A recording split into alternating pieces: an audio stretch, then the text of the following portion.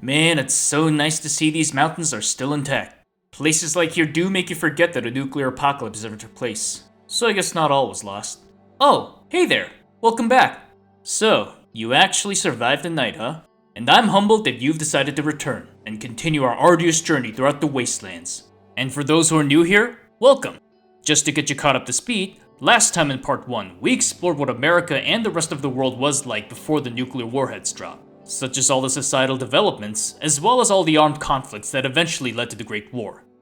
Long story short, a whole host of political discontent, ideological struggles, economic woes, and the eventual resource shortages ultimately led to humanity pressing the big red button, thus setting it back to the Stone Age. And here we are now in the Stone Ages, as we explore the wastelands of what used to be America. But buckle up, kiddo, because unlike last time, our history lessons are over. Now, we shall really get our hands dirty by truly experiencing what the Wastelands has to offer. So get your big boots on and your rad meds on standby. And while we're at it, enjoy the speed paint of this and previous videos' thumbnails. As always, the finished pieces will be shown at the end. To say life on Earth was reset after the Great War is a severe understatement. Even with areas outside the blast radius, the resulting nuclear fallout still left them at the mercy of drastically changed climates and lethal levels of radiation. And with the destruction still fresh, the initial years of the Great War left the surface a lot to be desired. However, with 2 centuries passing by since the Great War, its effects have become more varied. Some areas like the capital, given how much it was targeted, never really recovered and remains desolate to this day. Some areas like parts of the Commonwealth remain relatively untouched and even resemble their pre-war times, possessing lush flora and even being arable enough for agriculture. While some areas like the Mire and Appalachia have become something completely unrecognizable, resembling more of an alien planet than Earth. With radioactive swamps, glowing plants, scores of mutant creatures, and bouts of radiation storms, it makes Chernobyl look like a picnic. Though strangely mesmerizing, I wouldn't stick around there too long.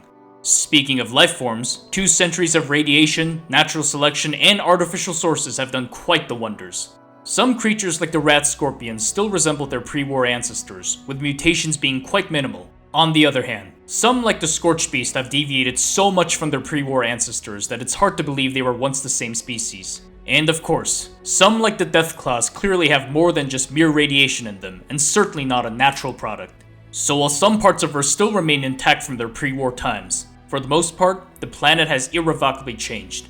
That being said, however, even despite the planet-wide scale of ecological disaster, with enough passage of time, life has still managed to find a way. Yes, many parts of Earth are indeed wastelands, having long given up on any semblance of life.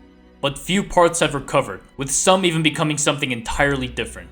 Whether it's meteors, ice ages, or nuclear fallout, life still finds a way by adapting and changing. And just like any other life, so too has humanity found a way to not only survive from extinction, but also thrive on the new world. Once the most powerful empire in all of Europa, the Western Roman Empire collapsed in 476 CE, with the very state itself dissolving and its territories carved up by disparate warlords who took full advantage of the chaos and power vacuum. With a shrinking population, decaying infrastructure, rise of plagues, continuous barbarian attacks, and overall decline of civility, Rome's glory days were no more. Yet, throughout all the ashes and chaos, Rome's legacy would still carry on, with many of its vestiges adopted by the various successor states, such as the kingdoms of the Visigoths and Franks. Some figures, such as the likes of Charlemagne, would even attempt to revive the old imperial Roman authority through his coronation by Pope Leo III, even if it was symbolic. Therefore, while the Western Roman Empire fell, its people would still endure through all the hardships, rebuilding themselves from the crisis and carrying on its legacy. Rome would still endure, not in form, but in spirit. So why on earth did I just go on a tangent about Rome? We're discussing about America devastated by nuclear war, so what relevance does some long-gone civilization have anything to do with this? Well, despite Rome and America being over 1,000 years apart, there are certainly many parallels between the two. And in the world of Fallout, America after the Great War would follow many similar patterns to Europe after Rome fell. Like Rome, America once stood as the uncontested superpower throughout the whole world. Like Rome, America would suffer a decline before eventually collapsing, not from barbarian invasions, but from nuclear Armageddon. Like Rome, although America as a very nation was no more, its legacy would still carry on. Just as life finds a way, so would civilizations in the Wastelands. Whether it's the Vault Dwellers who finally took the first step towards the surface, or the hardened survivors who've endured the wastelands for generations, the people throughout the former United States would endure and rebuild themselves from the ashes. The first years after the Great War was nothing but complete shambles, with most government authorities either killed or incapacitated from the strikes. Society devolved into anarchy, ruled not by law, but by mobs. Over time, groups of survivors would begin banding together in various forms, ranging from local agrarian communities to nomadic scavenger tribes, to even raider gangs predating on vulnerable survivors. But as generations passed by, with the Great War becoming more and more of an obscure and distant memory, elements of civilization akin to the pre-war times would emerge. These ranged from small settlements like Abernathy Farms, to fully fledged cities like New Vegas, and even entire nation-states like the new California Republic. Unlike the pre-war times, however, the technological and civic developments vary greatly among the survivors. While some still lived in primitive conditions like the early days after the Great War, some like New Vegas were indiscernible from their pre-war times, possessing modern infrastructure and a functional economy, serving as an oasis of civility within the Wastelands. Among these disparate elements of civilization, some would rise to prominence beyond mere survivors, becoming ambitious visionaries with their own plans for the future of the Wastelands. Like the various successor states of Rome, these post-war contenders would try to shape the legacy of America in their own vision. Once a mere army detachment on the Mariposa military base before the Great War, a rogue group of military personnel led by Captain Roger Maxson were one of the lucky few units that survived the nuclear strikes that wiped out the US military. But instead of the soldiers deserting their posts and fading into obscurity, Maxson's leadership and vision would transform the group into something much greater, founding what would become known as the Brotherhood of Steel. Having experienced the destruction of the Great War, the Brotherhood of Steel believes that humanity cannot be trusted with advanced technologies, fearing its use would lead to another self-destructive apocalypse. Therefore, the Brotherhood's core mission is to preserve and regulate any advanced technology found in the Wastelands, ensuring everything falls under their hands and their hands alone. Although their devotion towards advanced technology has become quite fanatical over the centuries, perhaps even religious, it has given the Brotherhood unparalleled access to the most powerful weapons in the Wastelands, including pre-war superweapons like Liberty Prime. This has allowed the Brotherhood to dominate their rivals uncontested, becoming one of the most powerful factions throughout the Wastelands. The Brotherhood's fanaticism and militaristic nature also resembles that of a medieval military order of the likes of the Templars or the Teutonics. But as opposed to faith in divinity, their faith was in technology. Yet, it remains to be seen if the Brotherhood can maintain its dominance, as its different chapters across America have begun deviating from its original mission, thus leading to various schisms and infighting.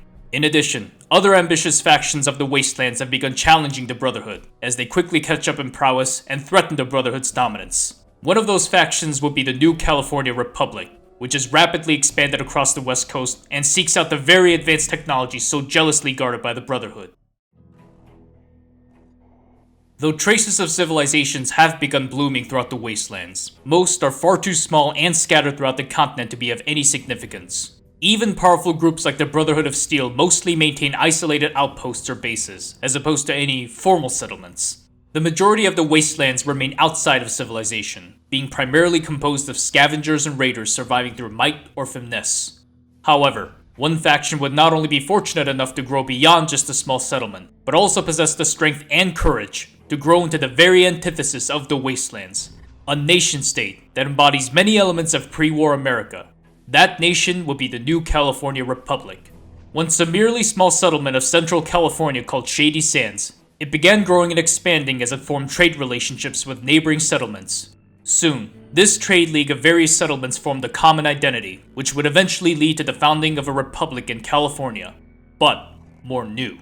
In 2189, the new California Republic was finally established as a federation of 5 states: Shady, Los Angeles, The Hub, Maxson, and Dayglow. As the founding settlement of the new republic, Shady Sands would serve as its capital. Modeling itself after the pre-war United States, the new California Republic possesses a functioning democracy, basic civil rights for its citizens, 3 branches of government, its own armed forces, and even its own currency, as opposed to the bottle caps common in the Wastelands. Standing as a beacon of liberty, stability, and rule of law, the new California Republic has attracted many new settlers seeking refuge from the harsh wastelands. Even ghouls and super mutants serve as proud citizens of the Republic, thanks to anti-discrimination measures. although private prejudices still do exist. However, like any democratic nation, the NCR is not without its faults, as it still suffers from a whole host of issues such as political corruption, inefficient bureaucracies, and social divisions. In recent years, the NCR has become quite militaristic, perhaps even imperialistic, as it has begun expanding rapidly eastward in an attempt to quote-unquote civilize other settlements, often through coercion. Still, in spite of its many flaws, many still view the new California Republic as the only viable form of civility against the uncivilized wastelands. For those escaping the wastelands, an imperfect nation-state is still a much better alternative to death claws, starvation, and slavery. For the new California Republic, their power would finally be tested at Hoover Dam, where they face their greatest enemy, one that embodies everything they detest. While some try to revive the pre-war ideals and rebuild the wastelands, east of the Colorado River lies an army of darkness that chose the exact opposite path. A nation, if one could even call it one, that clearly tries to emulate the perversion of the past. A nation ruled not by laws, but through ruthless might and brutality. A nation whose coffers are powered not by trade, but through slavery. A nation governed not by the consent of the governed, but through the iron fist of a single man, named Caesar. In 2246, a missionary named Edward Sala was sent on a mission to the Grand Canyon by the Followers of the Apocalypse, a humanitarian organization that was dedicated to providing care for the needy in the wastelands. Though captured by a hostile tribe and held for ransom, Sala would eventually earn his captors' trust by teaching his knowledge in the arts of war, allowing them to defeat and subjugate rival tribes. This would earn Sala even greater respect by his former captors, who then elevated their former prisoner to the leader of their very tribe. With the newfound authority, Salo granted himself the name Caesar and reorganized his new army into what would become the Caesar's Legion. Instead of vowing to pacifism and charity as the followers once taught him, Caesar and his legion would embark on a journey entirely defined by war, conquest, and subjugation. Making clear of his affinity towards the ancient Roman Empire, Caesar would model his army after the Roman legions in many aspects, emulating its aesthetics, tactics, and hierarchy. As the remaining tribes stood no chance against the hardened legionnaires of Caesar, the legion has managed to conquer much of the American Southwest. Among those defeated were either conscripted into the legion's armies or reduced into the chains of slavery. Women in particular, especially have no choice in their fates. As cruel and horrid the legion may be, in Caesar's eyes, the Great War happened for a reason, which was to punish mankind for its sins. And Mars, the god of war, has divinely ordained him to lead the Legion to conquer not just the wastelands, but all of Earth, and rebuild mankind in his vision. With his will absolute, Caesar's Legion continued to expand westward, now eyeing the city of New Vegas. With the wastelands infested with such horrors, some from the shadows ponder if it's even worth saving at all. Throughout history, many nations have been wiped off the map, either through conquest, voluntary union, or outright dissolution. But even if a nation itself was practically no more, there were many cases of the actual government still surviving and still claiming to be the rightful rulers of their former territories, either as governments in exile or as small enclaves of remnants refusing to give up their positions. Although the United States was no more after the Great War, contrary to most survivors' beliefs, some remnants of the American government actually survived. Not in spirit, but literally. And these remnants are willing to resort to any measures to ensure their once great nation rises again, even if it means dooming the population once more. We are, of course, back with the Enclave. Originating from the pre-war American deep state, the Enclave after the Great War has now become more than just a continuity government of the US, but also a powerful armed faction similar to the Brotherhood of Steel. However, unlike the Brotherhood, the Enclave already possessed the most advanced technology from the onset of the Great War, thanks to their access to America's best scientists, engineers, and industrial expertise. Possessing sophisticated weaponry such as advanced energy weapons, the latest generation of power armors, and even artificial intelligence, the Enclave is arguably the most well-equipped and technologically advanced faction of the Wastelands. With its ties to the pre-war US government and the seeming might to back it up, the Enclave views itself as the rightful government to rule the Wastelands. With their space colonization plans thrown out, the Enclave monitored the outside world from the shadows, hoping for encouraging signs of the Wastelands. Instead, what they discovered was worse than what they anticipated from the nuclear fallout, with entire faunas filled with horrific mutant creatures, as well as any surviving humans having devolved into chaos or anarchy. The America they once knew was unrecognizable, with the situation in the Wastelands beyond saving in their eyes, yet still hell-bent on rebuilding America one way or another. The Enclave determined now that the only way to do so was to wipe the slate completely clean. Anyone and anything outside the Enclave was to be eliminated. Mutants, ghouls, or even non-Enclave humans, they were not going to discriminate. Only those within the Enclave were viewed as the last remaining quote-unquote pure humans, untainted by the dangers of the Wastelands. Once the Wastelands were cleansed, only then would the Enclave commence the rebirth of America. Yet, so blinded are the Enclave with reviving the glories of the past, that they are willing to unleash another apocalypse against humanity. And there are scores of more factions to be discovered in the Wastelands, but we can't possibly go over every single one of them. Otherwise, we'd be staying in the Wastelands a lot longer than we want to be. Still, beyond the ones we just explored, many other factions also tell their own exciting stories. From the Minutemen of the Commonwealth, the wealthy city of New Vegas behind me, and even remnants of the old Chinese military who are doomed to wander the Wastelands, thousands of miles away from their homeland. Yes, the United States of America may be no more in the Wastelands, but its legacy and people still endure centuries after the Great War, all who tell their own unique stories. Which then begs the question, what does the future hold for the Wastelands?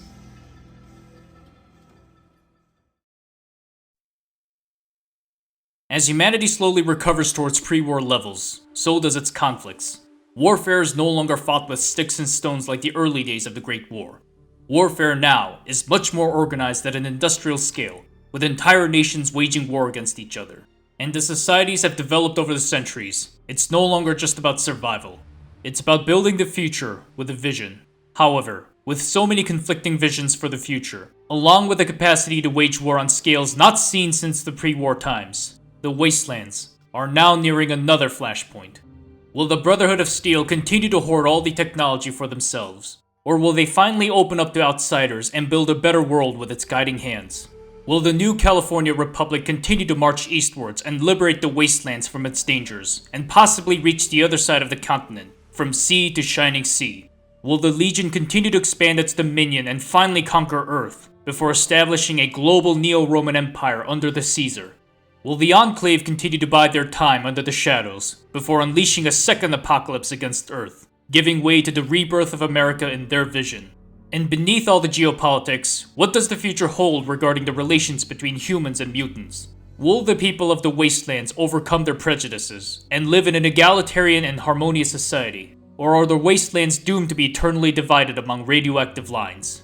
And even if the Wastelands recover and prosper back to pre-war levels, who's to say someone won't discover a stash of nuclear warheads and press the red button again, thus bringing everything right back to square one? If humanity is doomed to repeat the same cycle, then what is even the point of all this?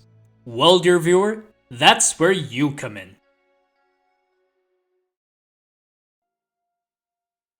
So what is Fallout even about? Well, that's a million bottle caps question. Some say it's a commentary on humanity's greed and ego, leading towards its own destruction, even in spite of clear impending doom. Some have an optimistic take and believe it's about rebuilding and maintaining hope for the better future, in spite of the destruction humanity has endured. Some claim it serves as a critique on specific political and economic systems and their repercussions. Some view it more philosophically, pondering if humanity is any better as it claims to be in the Wastelands, as well as what truly makes humanity quote-unquote human. Others believe that Fallout is just another one of many post-apocalyptic worlds with the same message as always. War. War never changes. And all of them are true, as each Fallout game emphasizes on a specific theme. Which is why, as opposed to one overarching message, Fallout explores all the different facets of humanity within the context of the Wastelands. And it does so by allowing you, the player, to experience it yourself.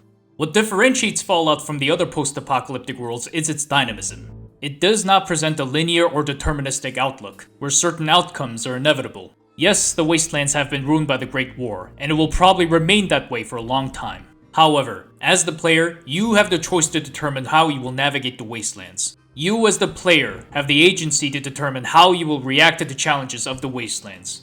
And through your decisions, you have the power to influence the future of the Wastelands. As the Vault Dweller, will you stay loyal to your vault and save it from drop? Or will you sway to other forces and become something else? As the Courier, will you preserve New Vegas' independence against the encroaching forces of the Mojave? Or will you accept the inevitable expansions of outside powers and aid them in the city's subjugation? The choice is yours to make. The fate of the Wastelands is in your hands. So yes, War never changes, but men do through the roads they walk. And finally, here are the finished pieces of both thumbnails, with the first one showing a Chinese stealth operative against an American power armor soldier, while the second one shows an NCR ranger pitted against a Legion centurion. I gotta say, another thing that really makes Fallout so awesome is its kick-ass designs of its characters, which is why it was so much fun to draw them. Well, as monumental my experience here was, my road ends here. In fact, my departure is way overdue now. Let's just say the Wastelands are an exciting place to visit, but not a great place to live in. Yes, there are many interesting wonders to be discovered around here, but I don't think I can handle any more Deathclaws. Sure, there is a breathable atmosphere here, for the most part, and it does feel nice to not have to wear my EVA suit, but at least being in orbit shields me from all the dangers on the surface. Therefore, I really can't wait to get back into orbit with my ship. Now, if only my transponder would work, damn it. Wait a second. That sounds like vertebrates! What the hell are they doing here?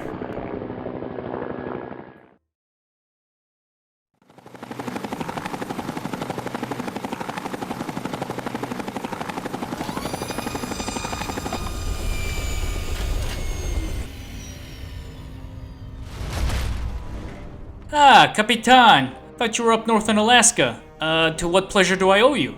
Get your ass on the vertibird. The president would like your audience. Wait, the president?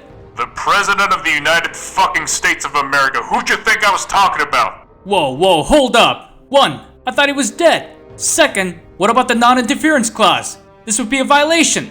You thought wrong, Mr. Lawrence. Gentlemen? Hey, Cap, what's the meaning of this? I'll give it to you straight, buddy. We lost the Ola rig, Navarro, had to flee the damn West Coast, and then we lost both Raven Rock and Adams Air Force Base. To say things ain't looking good is a goddamn understatement of the century. Long story short, the Enclave is going down the shitter, and fast. But you might just be the big break we've been looking for. Saw your work out there, and I gotta say, you're gonna come in real handy in the future, pal. So consider your contract extended indefinitely. What the? Indefinitely? We had a damn deal, Cap! You can't just change this as you like! You better damn believe I can! Take him away! Oh, you goddamn good-for-nothing backstabbing prick! You'll regret this, Slatic! I hope Slovakia destroys you!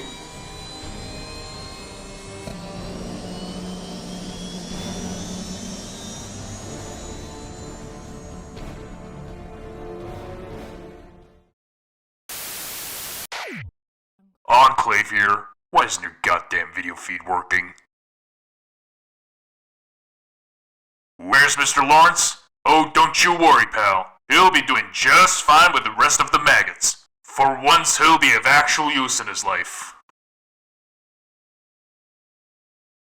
Evil? Menace? You misunderstand, stranger. Look around you, beauty. We're the last bastion of hope in this godforsaken hellhole. I really wish we were the bad guys you think we are. You think the Brotherhood cares about you? You think the damn NCR's any different? Ha! Don't make me laugh. So whether you like it or not, America's making a comeback, baby. By force if necessary. Enclave out. Thank you to my patrons on Patreon for supporting this channel. My $5 patrons are Kapitan Sladek, Kitsap, and Chocobird. My $2 patrons are Komita the Prep Cook Demon. If you would like to appear at the end credits of my videos, as well as have early access and exclusive content on Patreon, feel free to hop on over to patreon.com/LTELawrence and give a pledge. Your support is greatly appreciated. If you would like to see my artwork as well, feel free to check out my other platforms like DeviantArt for my entire gallery. Thanks for watching, and I hope you guys enjoyed this video. Until next time, this is T. Lawrence signing out. Have a good one.